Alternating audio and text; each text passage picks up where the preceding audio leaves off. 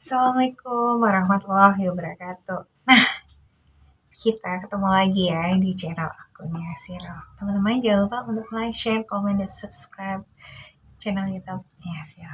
Oke, kali ini aku bahas tentang apa? Aku akan bercerita tentang Dewi Aprodit guys ya. Dewi Aprodit ini adalah Dewi Cinta guys, oke? Atau disebut juga Dewi Asmara. Wow, Dewi Aprodit atau Aphrodite tergantung ejaannya ya. Aku aja bingung. Kenapa bingung? Karena aku besar di Luiliang guys ya. Kalau orang yang mah nyebutnya Aphrodite, tapi ini bisa Aphrodite atau Aphrodite tergantung ejaan yang aku bilang tadi ya. Oke. Jadi guys, sahabatku para pemuja cinta, hai, ya Dewi Aprodit ini lebih dikenal sebagai Dewi Asmara, bukan asrama ya guys. Wow, ibu dari Eros atau Dewa Cupid ini, ya kalian tahu kan si Cupid yang suka digambarkan mungil itu bersayap dan bawa panah. Ya, bukan panah biasa guys. Ini panah asmara, panah cinta. Anjay, wow. Jadi Dewi Aprodit ini mempunyai kecantikan yang luar biasa ya guys. Kadang ada persaingan nih guys di antara Dewi Hera dan Dewi Athena. Kenapa? Berebutan. Siapa yang tercantik gitu ya? Tahu nggak gimana caranya mereka bertiga bisa bersaing kecantikan? Kalian tahu nggak guys? Tahu? Aku nggak tahu sih. Oke. Jadi satu hari Dewi Eris atau Dewi Perselisihan emang rada iseng nih si Dewi. Namanya aja udah Dewi Perselisihan. Demennya buat selisih aja. Bikin orang bertengkar. Wow. Si Dewi Eris dengan isengnya melempar buah apel yang bertuliskan untuk yang tercantik. Nah, jadi rebutan apel deh itu antara Dewi Aprodit, Hera, dan Athena. Mengklaim siapa yang tercantik. Ya. Terus sampai dewa tertinggi, Dewa Zeus itu turut melerai. Aduh. Jadi ini pada rebutan siapa yang tercantik ya. Jangan kan Dewi ya guys, kita aja manusia kadang balapan yang guys. Satu pasang bulu mata, yang satu nggak mau kalah ya nggak. Ya gak sih? Tapi ingat kembali loh guys, kecantikan itu yang pertama itu dari dalam dulu ya guys, baru penampakan luar gitu ya. Menurut aku sih. Nah lanjut ya, ini berantem kan nih ya. Tunggu aku baca. Oke. Sampai ngelewatin Dewi Zeus yang aku bilang tadi. Tapi emang Dewi Aprodit ini juga dikenal tidak setia ya, punya banyak pacar. Ada Ares dan Dewa Adonis tuh ya. Tapi begitulah juga kita jadi nggak setia sama pasangan kita. Tuh banyak banget yang nggak setia, tapi endingnya tuh pasti nggak baik. Sesuatu yang nggak setia guys, itu endingnya entah musibah, entah apa ya. Kita lihat di berita serem-serem ya guys, kayak gitu. Nah, tapi aku enggak ya, aku tipe setia. Oke, kadang ada loh korelasinya antara cerita-cerita kuno dengan kehidupan kita sekarang, ya enggak sih? Ya enggak?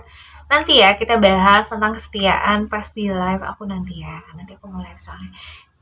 Kalian tunggu kedatangan di live aku ya. Oke, Aphrodite adalah dewi cinta, kecantikan, seksualitas, kenikmatan, dan prokreasi, proses biologi untuk melahirkan anak. Dalam mitologi Yunani, ada dua legenda berbeda mengenai kelahiran Aphrodite. Jadi ini ada dua versi nih guys ya. Oke, versi pertama yang disebutkan oleh Homeros dalam Iliad ya, menyebutkan Aphrodite adalah putri dari Zeus dan Dion. Tetapi legenda ini kurang populer guys. Versi kedua yang didasarkan pada Theogonia karya Hesiodos menyebutkan bahwa Aphrodite dilahirkan dari alat kelamin Uranus yang dipotong oleh Titan Kronos dan dilemparkan ke laut. Alat kelamin itu ditutupi oleh buih laut atau apros, dan dari buih-buih itulah Aphrodite itu muncul guys. Jadi dari buih-buih si itu ya, Titan Kronos itu. Nah, menurut Plato, dalam Simposium, dua kisah ini benar karena menceritakan dua Aprodit yang berbeda, yaitu Aprodit Urania lebih surgawi guys, dan Aprodit Pandemos lebih dekat kepada manusia. Oke, simbol dari Aprodit adalah lumba-lumba, mawar, kerang, buru dera, burung gereja, dan angsa. Karena kecantikannya, para dewa takut bahwa Aprodit akan menimbulkan perpecahan di antara apa ya? Di antara sesama ini ya, apa jadi pada berantem gitu ya. Para dewa. Karena itu Zeus menikahkan Aprodit dengan Hephaistos. Jadi dijodohin lah sama si Hephaistos ini guys. Namun Aprodit memiliki banyak kekasih, jadi bukan tipikal setia ya guys, dia banyak kekasih karena cantik ya, rata-rata cantik tuh banyak kasihnya guys. Bukan pengalaman aku guys, nggak kebanyakan ya. Jadi dijodohin nih ya. Aphrodite merupakan tokoh penting dalam legenda Eros dan Psyche dan juga menjadi ibu angkat sekaligus kekasih Adonis. Tuh, banyak manusia dan dewa minor yang disebut-sebut sebagai anak Aphrodite. Salah satu putra Aphrodite yang terkenal adalah Eros atau Cupid, dewa asmara. Tahu kalian ya, kalian makanya kalau naik becang, lihat cewek atau kalian bawa mobil, nabrak cewek, langsung jatuh cinta gitu, langsung kayak kesihir. Nah, itu ada peranan dari si dewa Cupid ini guys. Dia suka iseng dan jaya. Gitu ya. Oke, Aphrodite juga dikenal sebagai Kytheria, wanita dari Kypris ya. Ini tersebut dianggap sebagai tempat kelahiran Aphrodite. Tanaman meritel, burung dera, burung gereja, kuda, dan angsa dikeramatkan untuknya guys. Nah, dalam mitologi Romawi dia dikenal sebagai Venus. Orang Yunani juga mengidentikan Dewi Mesir kuno Hathor dengan Aphrodite. Secara historis, pemujaannya di Yunani berasal dari atau dipengaruhi oleh pemujaan Dewi Astarte di Punisia, guys. Nah, Aphrodite memiliki banyak nama lokal lainnya. Seperti apa aja? Misalnya, Akidelia, ya, Kythereia, dan Kerigo yang digunakan di daerah tertentu di Yunani. Tiap-tiap nama memiliki sedikit perbedaan dalam hal kutusnya, guys. Namun secara keseluruhan, orang Yunani mengenali kesamaan mereka sebagai satu Aphrodite. Para filsuf Artika pada abad ke-4 sebelum Masehi memisahkan Dewi Aphrodite menjadi dua, yaitu Aphrodite surgawi dengan prinsip-prinsip transcender dan Adorit umum yang dikenal oleh orang-orang Aphrodite Pandemos nih guys, ini ada dua ya. Oke, kelahiran. Aphrodite lahir dari buih lautan di dekat Paphos, Sippus setelah Kronos memotong kelamin Uranus dan melemparnya ke laut guys. Sementara para erinya tercipta dari tetesan darah Uranus. Oh, serem ya. Wow. Oke, aku gerah juga nih guys. Tunggu ya. Sementara para erinya tercipta ya. Hesiod dan Theogonia nih guys menggambarkan bahwa kelamin tersebut terbawa ombak lautan dan di sekelilingnya muncul buih. Dari buih tersebut Aphrodite lahir. Nah, dalam Iliad Aphrodite adalah anak dari Zeus dan Dion ya guys. Dalam versi lainnya orang tua Aphrodite adalah Zeus dan Thalassa. Jadi tergantung kalian lebih memilih versi mana nih, karena ada dua nih ya teman-teman ya. Dalam Iliad Aphrodite Aphrodite tidak memiliki masa kanak-kanak. Dia dilahirkan dalam keadaan dewasa. Wah, kalau kita kan dari dalam lahir kandungan dulu kan, lahir bayi. Nah, ini dia langsung dalam keadaan dewasa. Wow, namanya juga dewa ya. Dewa-dewi itu luar biasa. Zeus khawatir nih kecantikannya akan memicu perselisihan di antara para dewa, sehingga Aphrodite yang aku bilang tadi ya dinikahkan ya dengan Hephaistos. Dalam versi lain Aphrodite supaya gini. Aphrodite nikahkan dengan Hephaistos supaya Hephaistos bersedia melepaskan Hera yang terjebak oleh singgasana buatannya. Gitu. Jadi ada tujuan tersendiri ya Zeus menjodohkan keduanya. Aphrodite bukanlah dewi yang setia. Dia memiliki hubungan dengan Ares yang aku bilang tadi ya.